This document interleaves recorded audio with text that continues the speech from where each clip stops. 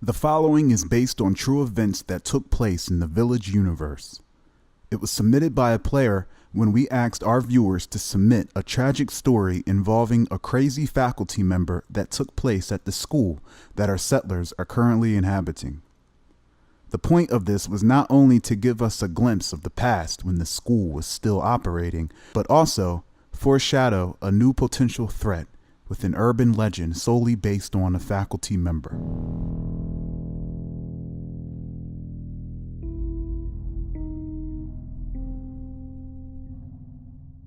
Some time ago, leading into the death era and before bizarre events began going mainstream, Hawking School was an ordinary high school named after the late and great Stephen Hawking. It soon became known for one of its many bizarre tales, as its history is riddled with tragedies always involving its faculty members. Older locals claim that the school was built on sacred and ancient lands, and this was the reason for its bizarre events, but many shrugged it off as myths and bullshit. The Jansen tragedy, however, was the last straw and would mark the end for the school, leading to it being abandoned out of sheer fear. One of Hawking School's highly esteemed professors was their chemistry teacher, Dr. Jansen, and one of few teachers who had a PhD.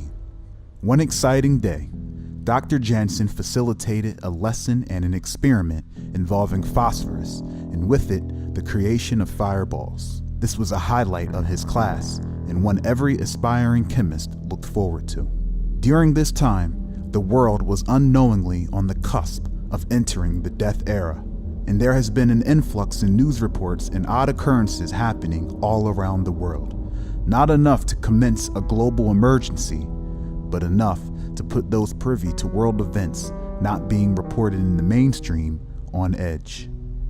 During this time, the world was unknowingly on the cusp of entering the death era, and there has been an influx in news reports and odd occurrences happening all around the world, but not enough to commence a global emergency, but enough to put those privy to these world events that weren't being reported in the mainstream on edge. Many students reported this particular day as feeling strange, and Dr. Jansen seemed a bit off. At the beginning of class, Dr. Jansen was seen gathering his materials while muttering under his breath, seemingly having a conversation with an unseen person or entity, while amassing copious amounts of phosphorus, and more than enough than what the experiment required. This was then pointed out by a concerned student and one of his brightest students, who also happened to be his niece, named Catherine. When she brought it up, Dr. Jansen stopped what he was doing and shot Catherine a menacing glare with glazed eyes. He pointed at her and said, "Shut up, you slut, I'm in charge." He then palmed a whole fistful of phosphorus, which by then was mixed with other binding chemicals, and then proceeded to set the flammable chemicals ablaze while still in his hand, creating a giant fireball that in turn began to gruesomely blister and melt his hand, whilst setting the entire sleeve of his on fire.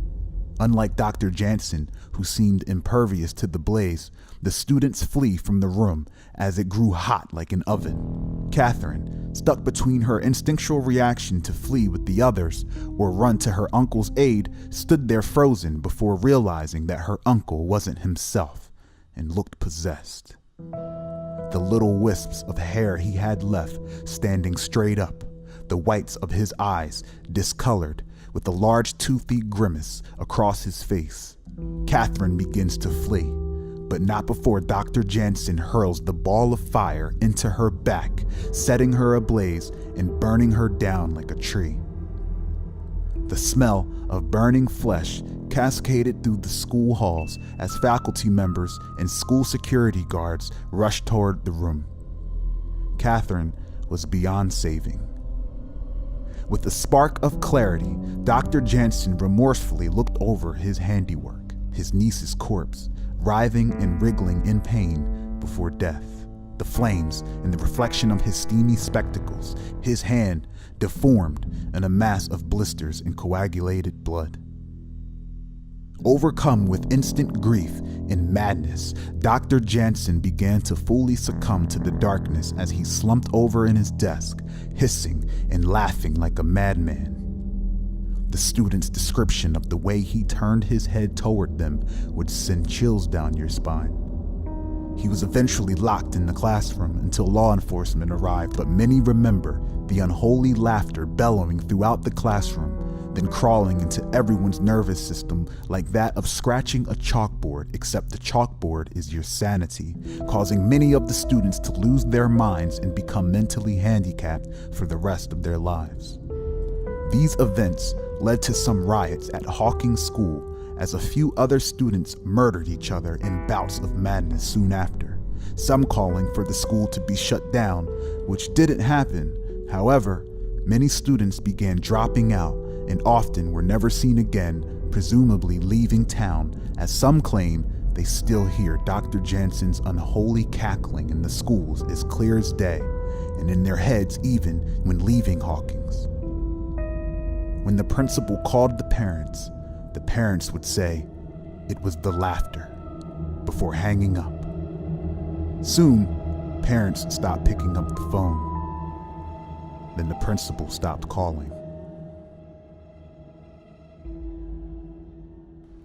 We cut to the current time at Hawking School.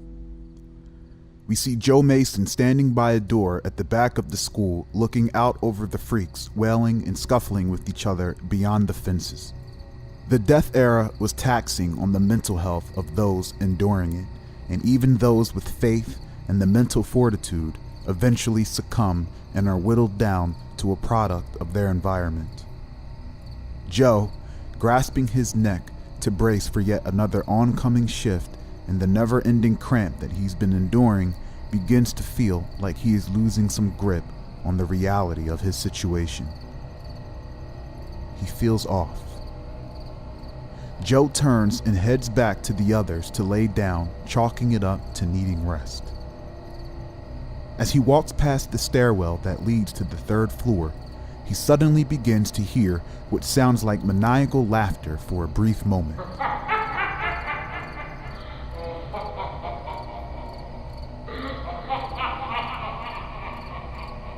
He stops and stares up into the dark stairwell, the air dense and thick. Joe is approached by one of the settlers, Tamara Ramos, coming from somewhere and headed to wherever, seemingly wandering the hallways with wide eyes piercing through the dark. She asks Joe if he heard what she heard. Joe, relieved that someone heard it too, nods his head yes. Tamara begins to give a description of what she heard, claiming that she hears bells, whistling, and the moaning of feral cats from the outside. A description not even remotely close to what he heard.